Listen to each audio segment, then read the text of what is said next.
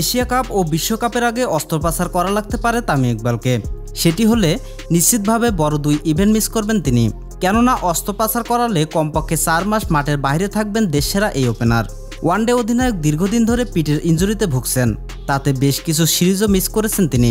যেসব সিরিজ খেলেছেন সেখানেও অস্বস্তি নিয়ে ব্যাটিং করতে দেখা গিয়েছে তাকে। তামিম এই মুহূর্তে আরব আমিরাতে থাকলেও চিকিৎসার জন্য তাকে যেতে হবে যুক্তরাজ্যে। তামিম চলতি সপ্তাহে যুক্তরাজ্যের ডাক্তার দেখাবেন বলে জানিয়েছেন বিসিবির এক বোর্ড পরিচালক।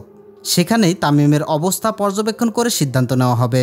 তামিমের ইনজুরি মুক্ত হতে 3টি সম্ভাব্য সমাধান আছে: ইনজেকশন নিয়ে ব্যথা কমিয়ে খেলা, পুনর্বাসন এবং আরেকটি হচ্ছে অস্ত্রোপচার। যদি অস্ত্রোপচার করানো হয় সেক্ষেত্রে কমপক্ষে 4 মাস তাকে থাকতে হবে মাঠের বাইরে।